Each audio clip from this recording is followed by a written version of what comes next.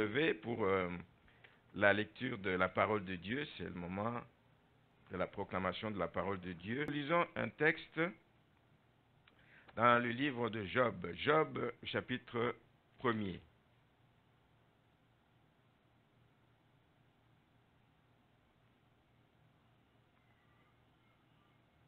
Je vais lire à partir du verset 6, je vais aller jusqu'au verset 12.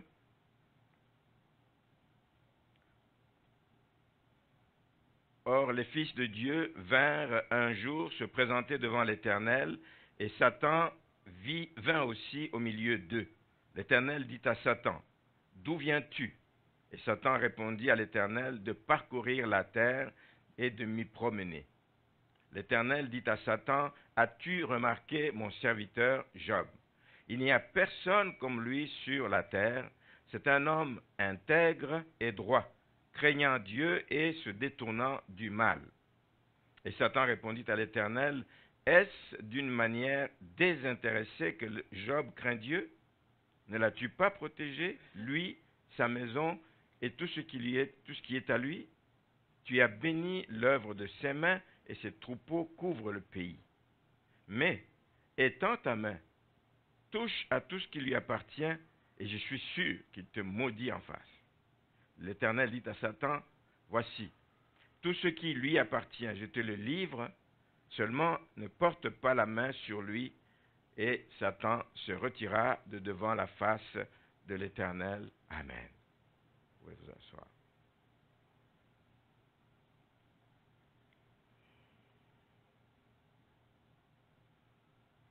Alors, dimanche dernier, pour ceux qui étaient là ou qui s'intéressent à ce qui se passe dans l'Église quand ils ne sont pas là, c'est d'aller sur le site de l'Église, d'écouter les messages. Dimanche dernier, j'ai parlé de Dieu, c'était le titre du message, que Dieu s'intéresse à toi. Pour ne pas dire à vous collectif, mais à toi personnellement et particulièrement. Dieu s'intéresse à toi. Et j'ai insisté beaucoup sur le fait que c'est un Dieu d'amour. Et c'est bon de savoir que le Dieu d'amour, le Dieu tout-puissant s'intéresse à toi. C'est un Dieu compatissant, qui n'est pas insensible à la misère de son peuple, et parce il te veut du bien. Dieu te veut du bien. Et c'est bon de le savoir. Dieu te veut du bien. J'ai terminé justement en vous exhortant à lui faire confiance. Faites confiance. Quelqu'un qui vous veut du bien, faites-lui confiance. Aimez-le, puisqu'il vous aime. Aimez-le. Servez-le de tout votre cœur. Soyez présents. Attendez-vous à lui de tout votre cœur. C'était l'exhortation de dimanche passé, et c'est là la part que nous devons faire, que nous devons manifester, qui est comme la meilleure preuve que nous puissions lui donner de cette confiance que nous avons en lui.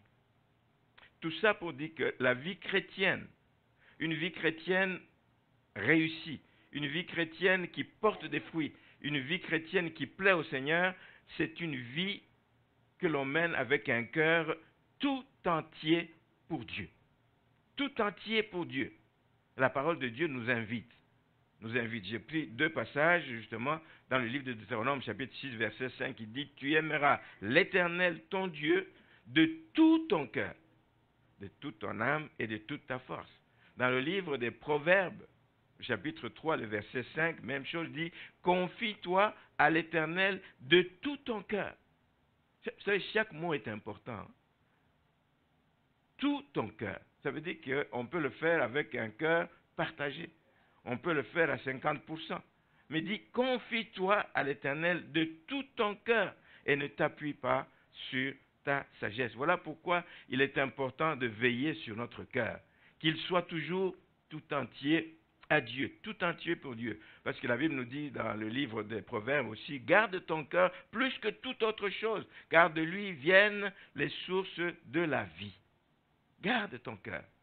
Assure-toi qu'il est continuellement tout entier à Dieu, qu'il n'y a pas des parcelles, qu'il n'y a pas de petites parties de ton cœur que tu as réservées, car je te dis, ça c'est ma zone réservée, ça c'est ma zone réservée. Il faut faire attention à cela. Le cœur de l'homme, je l'ai déjà dit ici une fois, est considéré comme un terrain de bataille. C'est comme un terrain sur lequel se mène une bataille à deux. Dieu veut l'avoir à 100%, mais il y a aussi quelqu'un d'autre qui veut l'avoir. C'est le diable, c'est l'ennemi. Il cherche ton cœur. Il veut y pénétrer. Il veut s'y établir. Il veut faire des actions dans ton cœur. Le diable aussi. Dans le cœur de l'homme, il y a ce combat toujours entre le bien et le mal. Dieu veut qu'il y ait le bien dans ce cœur. L'ennemi veut y mettre le mal. C'est toujours un combat, un combat. Il faut veiller, voilà pourquoi il faut veiller continuellement sur son cœur. Et Dieu veut régner à 100% dans ton cœur. Donne-le lui entièrement. J'aime beaucoup les chants ce matin. C'est des chants d'abandon. C'est des chants de consécration à Dieu. J'aime ça. Je m'abandonne à toi. Je t'abandonne ma vie. Prends toute la place. Dieu veut que nous puissions nous abandonner totalement à lui. Mais Satan aussi veut y résider. Satan aussi veut y avoir, allez, disons, une petite parcelle. Une petite parcelle. Parce qu'il sait qu'à partir d'une petite parcelle, il peut faire de gros dégâts dans la vie d'une personne. Il veut avoir, d'où le titre du message aujourd'hui. Dieu s'intéresse à toi. Dimanche passé, aujourd'hui, Satan aussi s'intéresse à toi. Et il faut le savoir. Il faut le savoir. Il s'intéresse à toi. Quand nous parlions une fois de ce passage où Jésus disait à Pierre, Satan te réclame. Il s'intéresse, il a vu que c'est un homme qui allait être un pilier dans l'œuvre du Seigneur. Il te réclame. Heureusement que j'ai prié à toi, parce qu'il veut te cribler. Il te réclame, parce qu'il veut te cribler. Il s'intéresse à toi. Et ce matin, je voudrais vous poser en début de culte, en début de prédication, cette question. Y a-t-il une parcelle? Y a-t-il un compartiment? Y a-t-il une partie de ton cœur qui échappe au contrôle de Dieu? Y a-t-il une partie de ton cœur qui n'est pas soumise à Dieu, qui n'est pas soumise à la parole de Dieu? Si la réponse est oui, ben ce matin, je te supplie de faire attention. De faire attention parce que quand il y a une parcelle dans laquelle l'ennemi peut rentrer, il va envahir ton cœur comme un fleuve. Il va envahir ton cœur. Je pense à ce passage dans le livre des Actes des Apôtres au chapitre 5 où Pierre s'adressant à Ananias et Saphira qui avaient vendu leur maison, qui avaient gardé, il dit mais pourquoi as-tu permis à Satan de remplir ton cœur? Et parti d'un petit détail, il a rempli au point que tu mentes au Saint-Esprit. Pourquoi as-tu permis à Satan de remplir ton cœur? Il faut faire attention parce qu'une petite parcelle peut devenir une porte qui va défoncer et va prendre toute la place. Alors quand on parcourt la Bible ne nous dit nulle part que Satan est un partenaire de choix. La Bible ne nous dit pas que c'est quelqu'un dont on peut vouloir faire un ami. Il est cité plusieurs fois avec des noms qui indiquent sa nature, qui indiquent ses mauvaises intentions. On ne va pas aller lire ça, mais je vais citer quelques-uns de ces titres qu'il a. Il est appelé notre adversaire, l'ennemi de nos âmes. Il est notre adversaire et il nous connaît. L'ennemi te connaît. Il te connaît dans tes faiblesses, il te connaît dans tes forces. Il viendra forcément t'attaquer dans tes faiblesses. Il nous connaît. Comme le texte de Job ici dit, il dit, je viens de parcourir la terre et de m'y promener. Il se promène sur la terre. Il observe, il voit les gens, comment ils agissent, comment ils se comportent. Il reçoit des rapports de ces démons qu'il a largués sur toute la surface de la terre. Il reçoit des rapports. Ah, tel est dans tel état maintenant. C'est le temps d'attaquer. C'est le temps de faire ceci. Il est dans un moment de feu. L'ennemi ne nous veut pas du bien, c'est notre adversaire. Et la Bible dit dans le livre d'Apocalypse 12:12 que c'est un ennemi qui est animé d'une grande colère. Quand il a été précipité, on dit malheur à la terre et à la mer, car le diable est descendu vers vous animé d'une grande colère. Pourquoi? Parce qu'il sait qu'il a très peu de temps pour agir. Ça veut dire que lui ne chôme pas. Lui ne perd pas une minute. Lui ne perd pas de temps. Il est tout le temps en train de travailler, cherchant qui il va faire tomber, qui il va arrêter dans sa marche chrétienne. Et la preuve que l'ennemi travaille certainement, c'est qu'aujourd'hui, malheureusement, il faut le dire, et beaucoup de gens, et même beaucoup d'églises, se réclament ouvertement aujourd'hui comme étant des adeptes de Satan. Vous le voyez, vous l'entendez. Beaucoup de gens ne se cachent plus, ils le disent ouvertement et nous devons savoir qu'il y a donc des risques. Et c'est pour ça qu'il est important, comme on sait que Dieu s'intéresse à nous,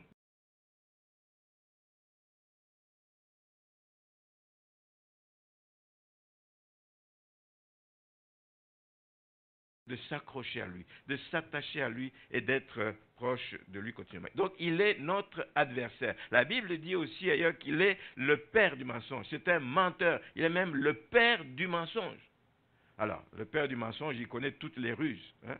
Il est rusé, il connaît toutes les ruses. Il va se servir de toutes sortes de ruses, de toutes sortes de moyens pour nous éloigner du droit chemin. Jamais il viendra te dire, bon, maintenant je vais te tenter, maintenant je vais faire ceci, je vais te détourner. Jamais. C'est toujours par des moyens contournés. Quand il approche les jeunes pour les attirer à la drogue, il va vous dire que c'est bon, regarde, c'est quelque chose qui est à la mode, ça va te permettre de vivre, ça va te permettre d'être libre, ça va te permettre tu te sentiras libre, tu vas te sentir bien dans ta peau. Mais ce qu'il ne dit pas, c'est que à force de fumer les joints, de tout ça, mais ça finit par faire de toi un esclave de la drogue, et ça finit par détruire ta vie. Tu commences bien, tu es étudiant, tu fumes pendant tes heures de pause, tu es ici, tu es à l'école, mais à la fin, tu peux avoir le dégoût de ces choses et abandonner, être pris dedans, et ta vie est complètement gâchée. Il est le père du mensonge. La Bible l'appelle aussi d'un autre nom, on l'appelle le tentateur. Le tentateur, c'est celui qui tente. C'est celui qui tente les gens. Il va tenter, il va se servir, il va rentrer dans les pensées des gens, mettre des idées pour les faire chuter, pour les faire tomber. C'est le tentateur, il va mettre dans nos pensées, dans vos pensées, il va faire miroiter des choses sous vos yeux, beaucoup de choses qui vont vous attirer, toutes sortes d'attractions, toutes sortes de séductions, toutes sortes de moyens pour vous faire tomber dans la convoitise. Il est fort dans cela. Il est fort dans cela. Le prince de ce monde, alors nous sommes noyés avec des publicités de toutes sortes, des choses qui suggèrent des choses mauvaises dans la vie des gens. Voici le rôle du tentateur. Il ne nous laisse pas tranquilles. C'est curieux de voir qu'aujourd'hui, tu n'échappes pas. Tu peux dire, je ne regarde pas la télévision, mais quand tu es sur l'autoroute, ils sont venus avec, je ne vais pas dire de télévision, des publicités maintenant qui défilent vivantes, là, qui défilent. Ce que tu ne peux pas voir à la télévision, malgré toi, tu le vois sur la route quand tu es en train de conduire. Et l'ennemi nous cherche, l'ennemi nous poursuit et nous pourchasse partout. C'est le tentateur. On l'appelle aussi l'accusateur. Pourquoi? Parce que quand il vous a tenté, quand il vous a fait chuter, quand il vous a fait tomber, il vous a tendu des pièges, que vous tombez dans ces pièges, c'est clair. Il ne va pas dire, yes, j'ai réussi, mais il va aller vous accuser auprès de Dieu. C'est ça l'enfant de Dieu dont tu parlais. C'est lui l'enfant de Dieu. Il va aller le dire à l'église, aux frères et sœurs de l'église. C'est ça votre frère, vous dites. Avez-vous vu ce qu'il a fait? L'accusateur. L'accusateur de nos frères.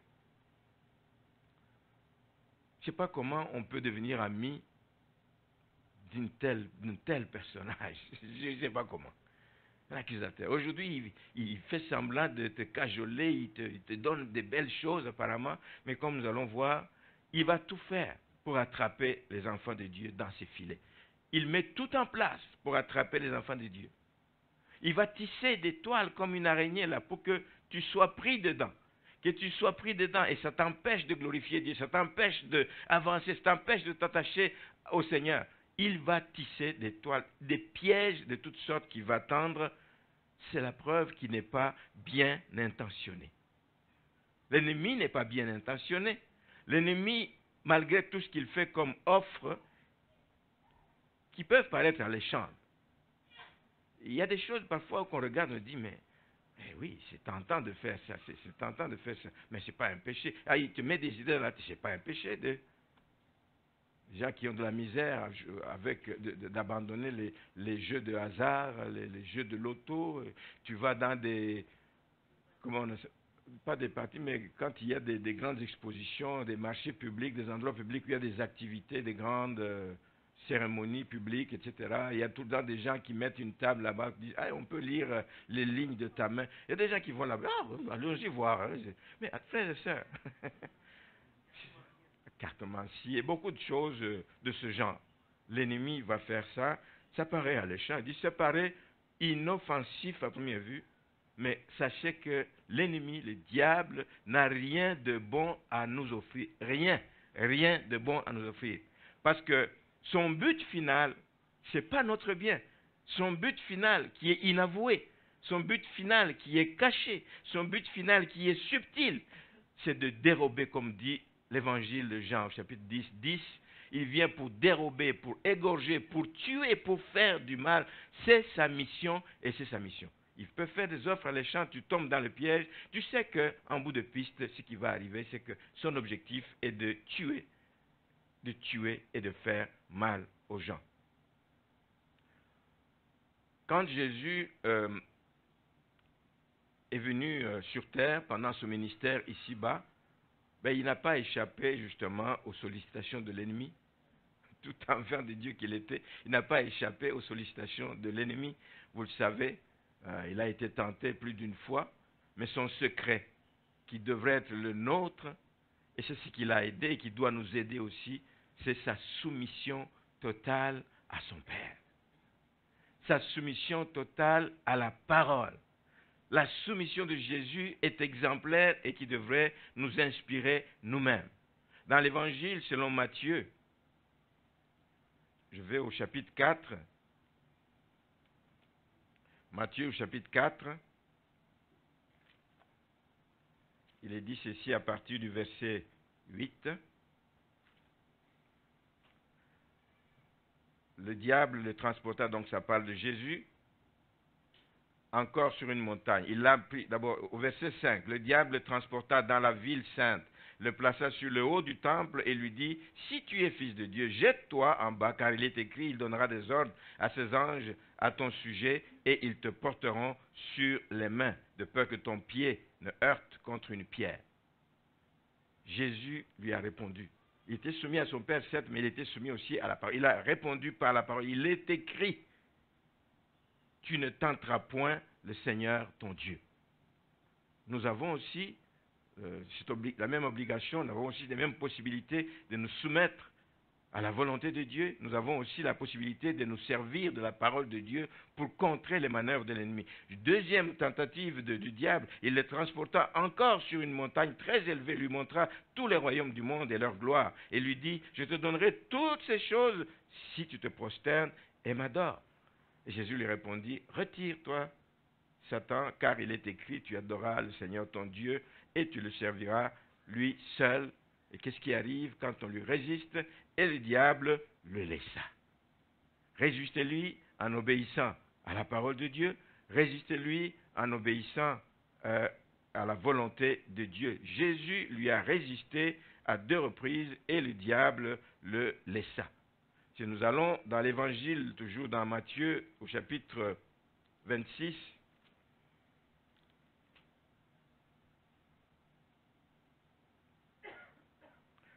on voit un autre passage au verset 39. Jésus est donc en train de passer pendant ce temps d'agonie, au verset 39, chapitre 26, verset 39. Puis, ayant fait quelques pas en avant, il se jeta sur la face et pria, « Mon Père, s'il est possible que cette coupe s'éloigne de moi, toutefois, non pas ce que je veux, mais ce que tu veux. » Non pas ce que je veux, mais ce que tu veux. Soumis, même dans ce moment d'agonie, il était soumis à la volonté de son Père. Il a préféré se soumettre à la volonté de son Père.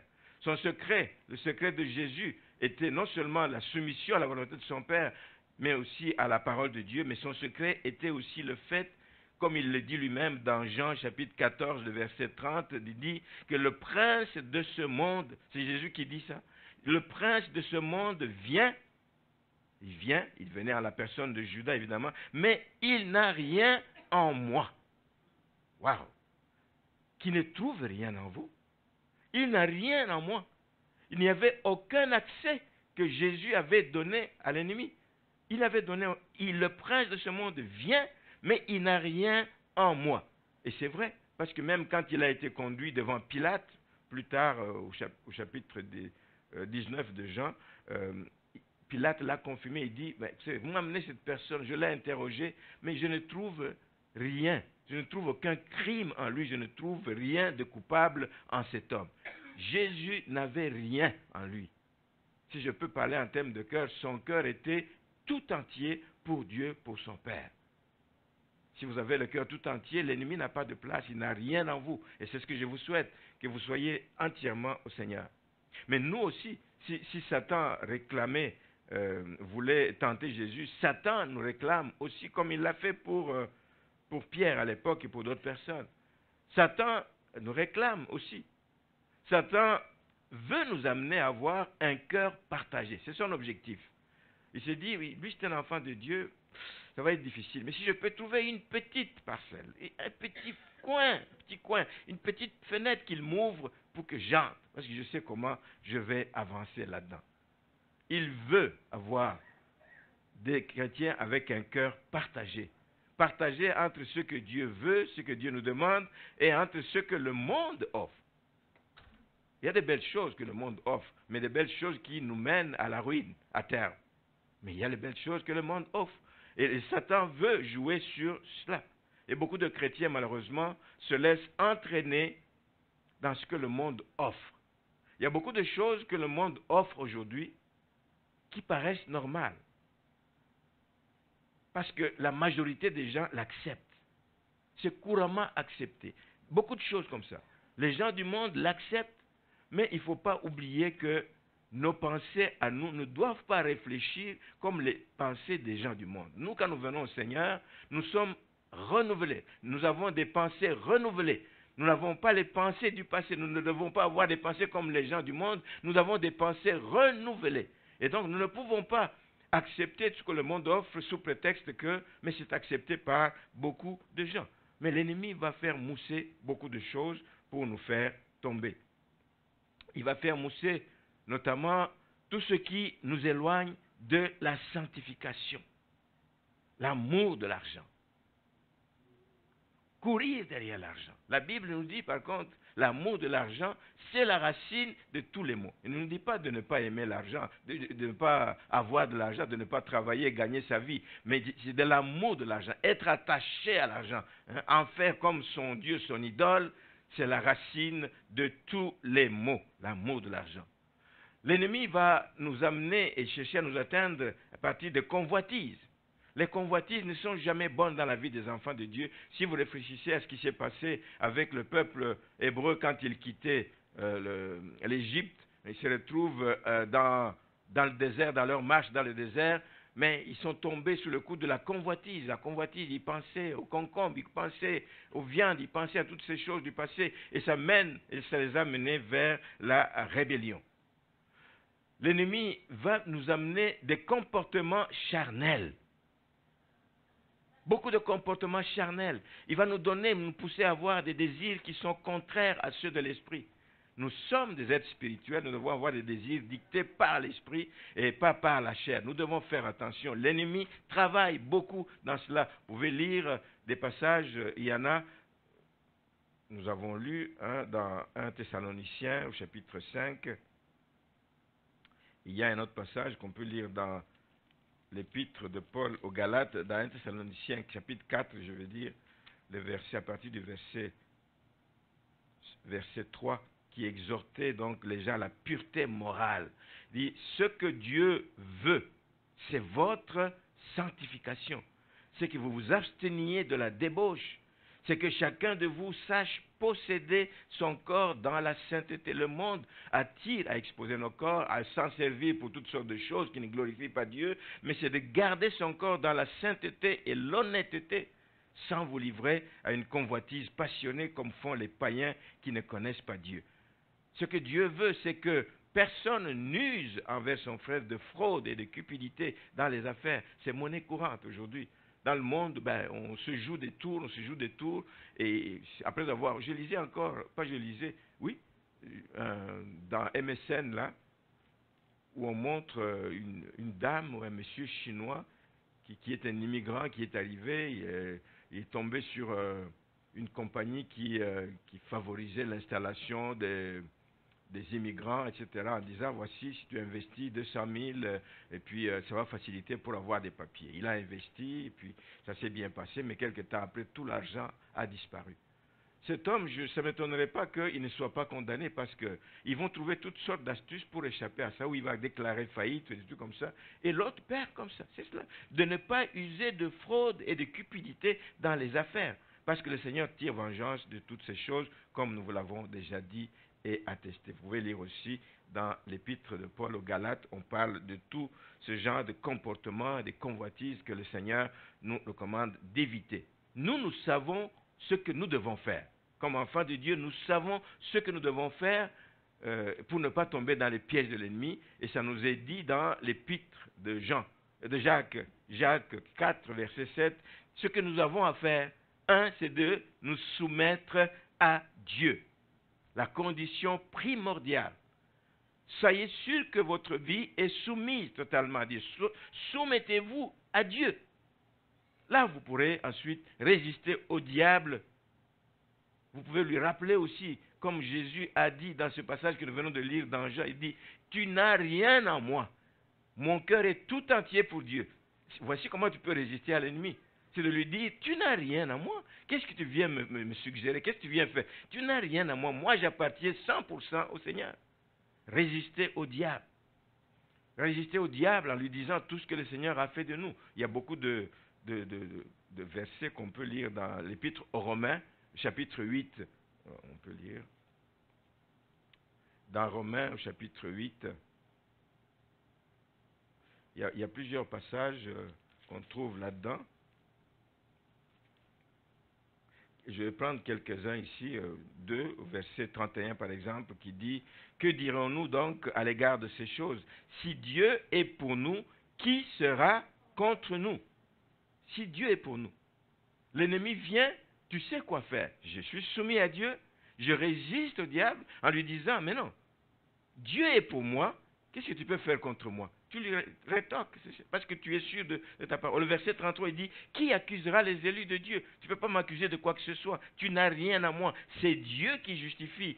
Qui les condamnera? Christ est mort, bien plus, il est ressuscité, il est à la droite de Dieu, et il intercède pour nous. On peut rétorquer des choses à l'ennemi, on peut résister à l'ennemi en lui disant ce en quoi nous croyons, ce qui nous tient ferme, ce qui nous tient debout. Merci Seigneur. Et le résultat de tout ça, comme dit Jacques, c'est que comme il a fui devant Jésus, il laissa Jésus. Jacques dit, et il fuira loin de vous. Il ne fuira pas loin de vous parce que vous faites beaucoup de bruit, parce que vous tapez des pieds. Il ne fuira pas loin de vous parce que vous sautez à l'air. Il ne fuira pas de vous parce que vous fermez les portes. Il fuira loin de vous quand il voit que vous êtes quelqu'un de soumis à Dieu et quelqu'un qui lui résiste, quelqu'un qui connaît sa parole, qui sait à qui il appartient, qui sait qu'il n'a rien à moi et il ne peut pas venir donc me surprendre. Merci Seigneur. L'ennemi va fuir. L'ennemi va fuir parce qu'il va être surpris de voir votre réaction. Il dit, hey, il connaît son Dieu, celui-là. Et il connaît sa parole, celui-là. Il sait à qui il appartient, celui-là. Il va fuir. C'est exactement comme un voleur. Quand vous surprenez un voleur, il est en train d'opérer, voulant rentrer dans votre maison, vous le surprenez, mais qu'est-ce qu'il fait? C'est rare qu'il résiste. Il sent qu'on l'a découvert, oui, il va fuir. Même chose pour l'ennemi, il va agir de la même façon. Je voudrais m'arrêter un instant ce matin sur deux choses parce que la Bible nous recommande de ne pas donner accès à l'ennemi. Mais qu'est-ce qui fait que nous donnons parfois accès à l'ennemi? Comment est-ce on peut donner accès à l'ennemi? Comment est-ce qu'on peut lui ouvrir une porte dans notre vie? Nous lisons un texte dans la première épître de Pierre, 1 Pierre, chapitre 5, je vais lire 2 versets, à partir du verset 8 et 9. Il dit, soyez sobres et veillez. Soyez sobres et veillez. Votre adversaire, le diable, rôde comme un lion rugissant, cherchant qui il dévorera. Quand le diable te cherche, quand le diable est à tes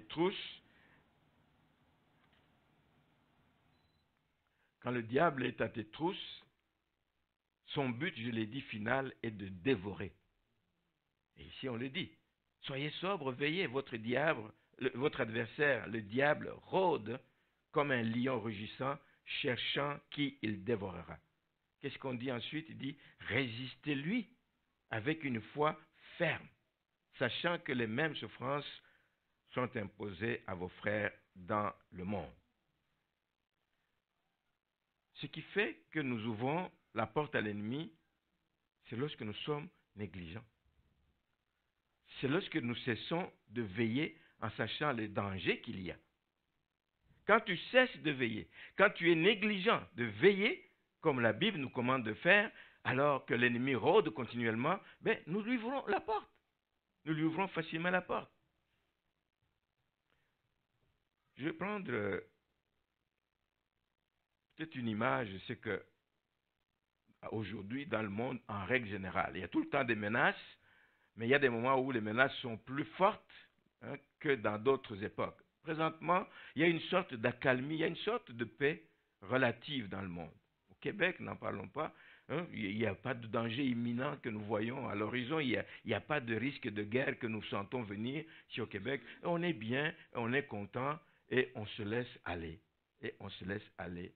Nous qui devons être vigilants, nous oublions que oui, il n'y a pas de guerre physique, mais nous vivons continuellement dans une guerre spirituelle. Quand on dit de veiller, c'est par rapport à ça. Nous sommes en guerre spirituelle, nous sommes dans une guerre continuelle, une guerre spirituelle. Les combats, on ne les voit pas à l'œil nu. On peut en voir les résultats. Les combats sont intérieurs. Les combats sont cachés. On ne les voit pas à l'œil nu. Les combats sont subtils, ils sont invisibles à l'œil nu. Mais nous sommes en combat, nous sommes en guerre. L'ennemi rôde cherchant qui dévorer. Nous devons être sur nos gardes, nous devons veiller. Alors, toute négligence en matière de veiller fait que nous tombons et nous ouvrons la porte à l'ennemi dans nos vies sans y faire attention. Ces combats sont intérieurs. Ça se passe au niveau du cœur. C'est là que les luttes se font. Ça se passe au niveau des pensées. C'est là que ça se passe. Je disais, je crois que c'est dans une prière que j'ai faite, ou c'est en arrière, je disais que les pensées soient captives maintenant, que les pensées cessent de voyager. Il y a des combats dans la tête des gens. Il y a des combats. L'ennemi vous suggère des choses.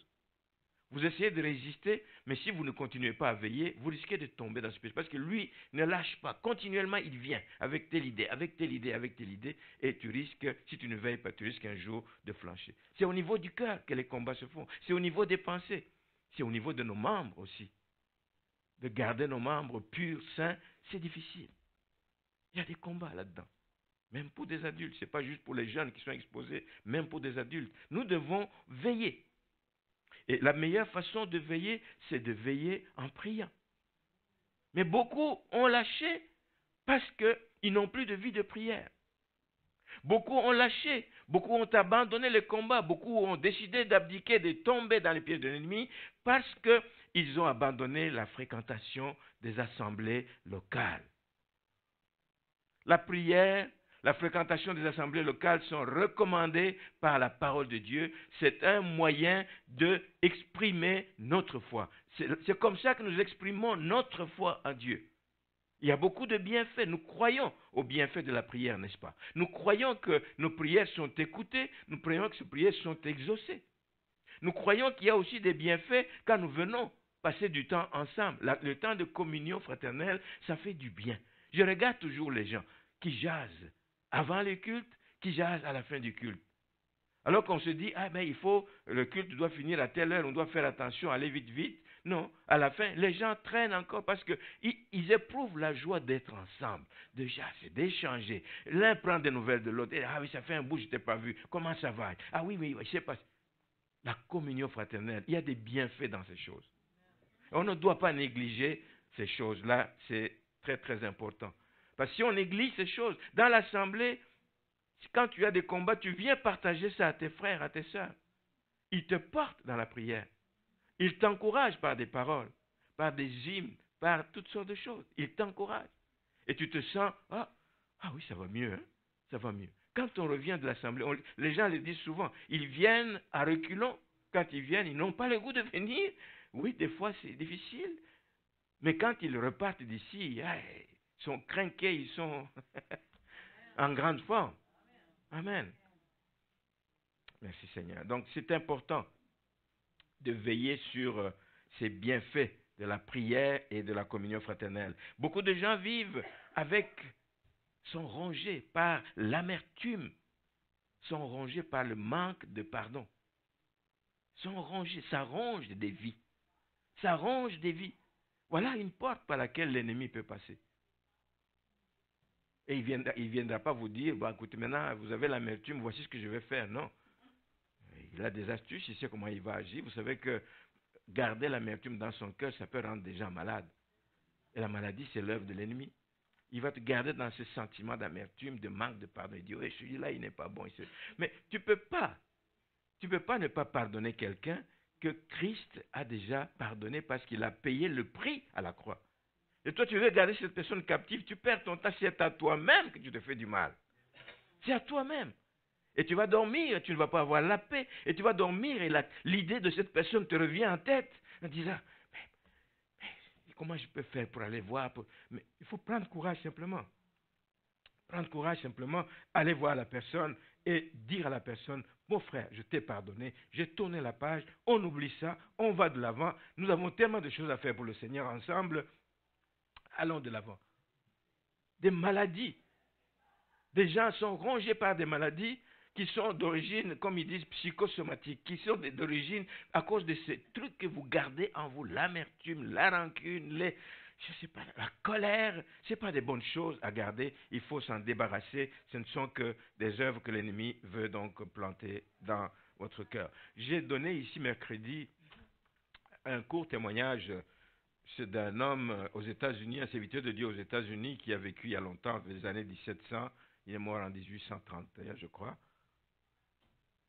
C'était un bon serviteur de Dieu qui prêchait bien dans son église, mais qui mettait l'accent sur la prière. Oui, la prédication, il prend le temps de préparer, mais plus de temps dans la prière, pour que ce qu'il a préparé ne soit pas juste de belles paroles qui sont dites, et les gens disent à la fin, ils disent, ouais, c'était bon, mais que ce soit des paroles qui touchent des cœurs, qui touchent des vies. Alors cet homme, à un moment donné, était appelé aussi à voyager, et puis son église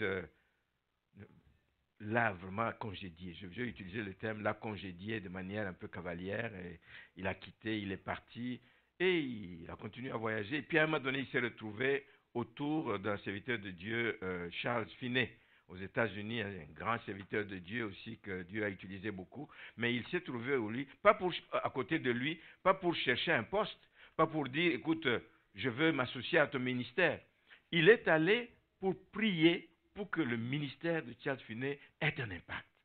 C'était un homme de prière, c'est un homme puissant dans la prière. D'ailleurs, c'est ça l'épitaphe que l'on a mis sur sa tombe le jour où il est mort, dit Daniel Nash, homme de prière, collaborateur puissant, le puissant en prière. Voici un souvenir qu'on a gardé de lui. Mais ce que je veux dire ici, ce n'est pas tellement ça. Ce que je veux dire, c'est que cet homme, quand il a été congédié par son église, ça lui a fait mal, mais il n'a pas gardé d'amertume. Et ça lui a permis de continuer à servir le Seigneur. S'il avait gardé l'amertume, il se serait refroidi, il aurait laissé tomber les bras. Mais il a pardonné. La preuve, c'est qu'il rentrait dans son église. Quand il ne voyageait pas, il rentrait dans son église et les gens ont vu qu'il était un homme bien intentionné et ils lui ont donné encore des occasions de prêcher parce qu'il n'a pas gardé l'amertume. Ça l'a gardé en forme pour continuer à prier et à honorer le Seigneur. Ne gardons pas ces choses, c'est l'œuvre de l'ennemi dans la vie pour nous arrêter. Ce n'est pas des moyens comme ça qu'on donne accès à l'ennemi pour nous détruire. Le deuxième aspect, c'est un peu plus technique, je ne sais pas comment je vais dire ça, c'est que quand l'homme se croit intelligent, suffisamment intelligent qu'il croit pouvoir se passer de ce que Dieu a prévu, de ce que Dieu a déclaré, ça devient dangereux. Ça peut être une porte ouverte à l'ennemi. Ça peut être une porte ouverte à l'ennemi. Nous avons eu des jeunes gens ici dans cette église. Tant qu'ils étaient à l'école secondaire, ça allait bien. Mais le jour où ils ont mis leurs pieds au cégep, on les voyait de moins en moins à l'église. Pas parce qu'il y avait des activités à ce moment-là au cégep, mais c'est parce que les enseignements qu'on leur donnait. On veut changer des idées dans la tête de ces gens. Et c'est comme ça. Ce qu'on enseigne aux gens dans les universités, dans les cégeps, détourne les gens de la véracité. Mettre les gens commencent à avoir des doutes sur la véracité de la parole de Dieu. Et beaucoup de gens sont détournés des voies de Dieu à cause justement de ce genre d'enseignement. Et de plus en plus, justement, les gens oublient ce que la parole nous dit dans ce passage de Job 32, les versets 8 et 9 que je vous lis, dit, c'est l'Esprit de Dieu, c'est le souffle du Tout-Puissant qui donne l'intelligence. C'est l'Esprit de Dieu, le souffle du Tout-Puissant qui donne l'intelligence. Il dit, ce n'est pas l'âge, ce n'est pas la vieillesse. Ça peut nous donner la sagesse, un semblable de sagesse ici-bas. Ce n'est pas l'âge, ce n'est pas la vieillesse qui nous donne la sagesse, ni la capacité de juger. Mais c'est l'intelligence qui vient de Dieu. Et dans un autre passage, on dit, connaître Dieu, c'est ça être intelligent. S'attacher à Dieu, c'est ça être intelligent. Merci Seigneur. Et beaucoup de gens, malheureusement, ne l'ont pas compris. Et je vais vous parler ici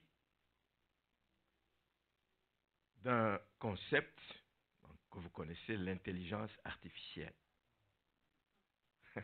Ils ont bien trouvé le mot artificiel. La vraie intelligence, c'est celle que Dieu donne. Amen.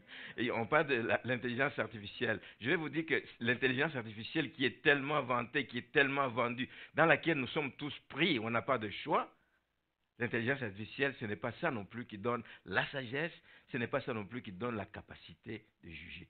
C'est l'Esprit de Dieu qui donne cette capacité. Je dis ça pourquoi? Parce que de plus en plus de gens ici se fient beaucoup à l'intelligence artificielle en disant que c'est l'avenir de l'humanité. Oui, ça permet des progrès énormes, je n'en doute pas. Mais si on y prend garde, et nous allons le voir par la déclaration des scientifiques. C'était un pasteur qui avait dit ça, je comprendrais, mais c'est des scientifiques qui savent ce que c'est, qui savent ce qui se prépare, qui savent les risques qu'il y a. C'est des scientifiques qui le disent.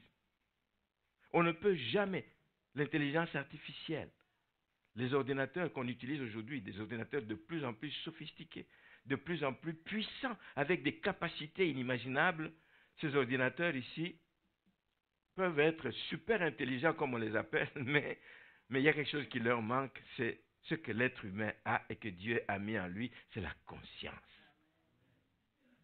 L'intelligence, il n'y a pas de conscience dans ces machines. Elles peuvent aller très loin et peuvent devenir un danger.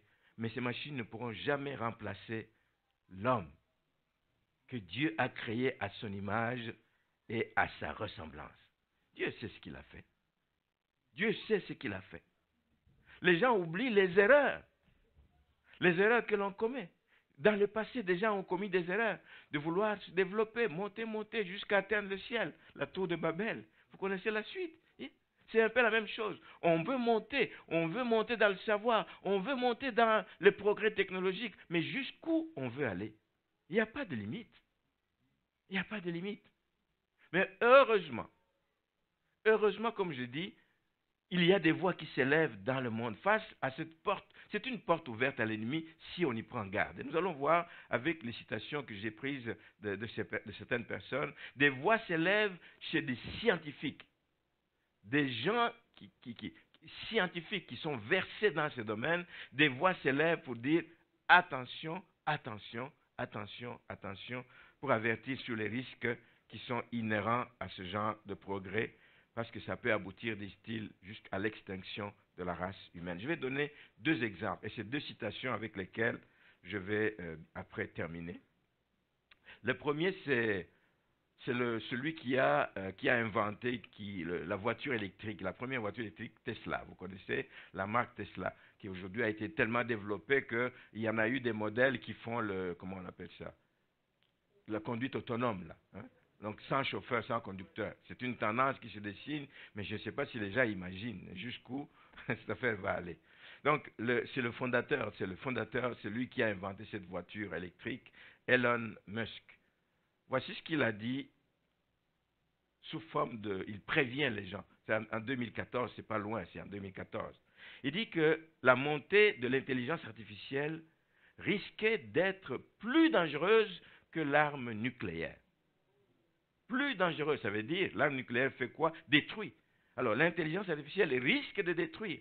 Je ne suis pas là pour dire qu'il faut arrêter les progrès de la technologie. On est tous bénis parfois par des progrès de technologie dans différents domaines, mais s'il n'y a pas une conscience humaine qui est là-dedans pour arrêter ces mouvements, il y a quelque part un risque. C'est un scientifique, quelqu'un qui est du domaine scientifique qui le dit, la montée de l'intelligence risque d'être plus dangereuse que l'arme nucléaire. Il ajoute ici, et j'ai beaucoup aimé ça, il dit qu'avec l'intelligence artificielle, nous convoquons le diable. C'est lui, ce n'est pas moi qui le dis. Nous convoquons, nous faisons appel au diable. Est-ce que lui a arrêté les progrès techniques dans sa voiture électrique? Non, il continue. Mais il sait qu'il se dit qu'il y a une limite qu'on ne doit pas franchir. Parce qu'il dit, l'intelligence artificielle, avec celle, si nous poussons plus loin, nous convoquons le diable, nous faisons appel au diable, nous lui ouvrons, autrement dit, une porte d'accès par laquelle il peut détruire l'humanité.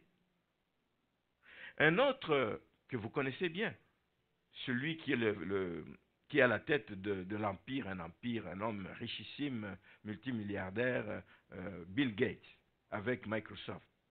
Il fait beaucoup de dons, il a un bon cœur, tout ce que vous voulez, mais il est aussi dans la technologie. Mais lui aussi regarde aller ces choses, il a aussi émis un point de vue que je trouve bon à considérer. Il dit, je me range, je le cite, je me range du côté de ceux qui s'inquiètent de la super intelligence. Qui a formé des ordinateurs de plus en plus puissants?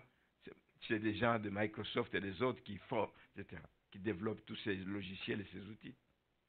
Il dit, je me range du côté de ceux qui s'inquiètent de la super intelligence. Il dit ça en 2015. Si on lui pose la question aujourd'hui, je suis sûr qu'il va répéter la même chose. Il dit, pour commencer, les machines accompliront beaucoup de tâches, oui, à notre place, et ne seront pas super intelligentes. Il dit, cela devrait s'avérer positif si nous gérons bien la situation. Elle doit être gérée. C'est l'humain qui doit gérer. Parce qu'il a une conscience qui lui dit, il faut arrêter à un niveau donné. Amen. Il ajoute, il dit, mais quelques décennies plus tard, l'intelligence artificielle sera assez solide pour devenir une source de préoccupation. Nous y sommes. Une source de préoccupation. Il dit, je suis du même avis. Lui aussi, il reprend les paroles de Elon Musk. Il dit, je suis du même avis qu'Elon Musk et que d'autres encore, et je ne comprends pas pourquoi certaines personnes ne s'inquiètent pas de cet état de choses. Nous devons nous en inquiéter et nous devons prier pour ça. Si on y prend garde, ça va vers la dérive. C'est bon les progrès technologiques, mais si on y prend garde, ça va nous mener vers la ruine. Et je vais terminer avec ceci, frères et sœurs, pour dire que les mauvaises choses arrivent, on va toujours avoir tendance de les imputer à Satan. C'est Satan qui est le responsable de ces choses. Mais on oublie qu'il a sa part de responsabilité, mais que l'homme a aussi sa part de responsabilité parce que c'est lui qui ouvre les portes à Satan. C'est lui qui lui donne accès pour qu'il puisse faire toutes ces choses qui détruisent l'humanité. Et donc, si Dieu, comme on l'a dit en début de culte, si Dieu s'intéresse à vous, l'ennemi n'est pas loin. L'ennemi aussi s'intéresse à vous. Les deux ont un grand intérêt. Sinon, l'un aurait abandonné à force d'essayer, mais il sait qu'il essaie, il finit par gagner du terrain. Et les deux ont un grand intérêt dans votre vie, mais pas pour des visées qui soient nobles. C'est pour des visées qui sont contraires. L'un pour notre bien, l'autre pour notre ruine, pour notre perte. Et la responsabilité du choix entre les deux est entre vos mains. C'est ce qu'il faut savoir. La responsabilité du choix est entre vos mains. Alors un conseil à vous donner en terminant, c'est de ne pas laisser au diable l'occasion d'occuper un seul domaine de votre vie. Ne laissez pas au diable d'occuper un seul domaine de votre vie. Si vous lui ouvrez une petite porte, une petite fenêtre, il va vous envahir. Et quand il envahit, c'est comme un fleuve qui envahit. Amen. Vous n'allez pas pouvoir résister. Gloire à Dieu. Merci Seigneur. Battez-vous au contraire, frères et sœurs, pour garder la foi. C'est la foi qui nous maintient. C'est la foi qui nous maintiendra debout. Gardons la foi en Dieu à travers une vie de prière et une vie de sanctification. Gardons la foi en Dieu et c'est ce qui plaît à notre Dieu. Sachez que pendant que nous vivons ces combats, cet acharnement de l'ennemi, mais nous ne sommes pas seuls. La Bible nous dit que Jésus prie pour nous. Il est assis à la droite du Père et il intercède pour nous. Nous ne sommes pas seuls et nous sommes capables de résister. Et il prie pour nous pour que notre foi ne défaille point. Beaucoup perdent la foi. Ce n'est pas pour rien qu'il a dit, quand le Fils de l'homme viendra sur la terre, est-ce qu'il trouvera un peu de foi? Il prie pour que nous gardions la foi, travaillons nous-mêmes pour que notre foi ne défaille pas à cause des manœuvres de l'ennemi, à cause des portes que nous aurons ouvertes éventuellement à l'ennemi.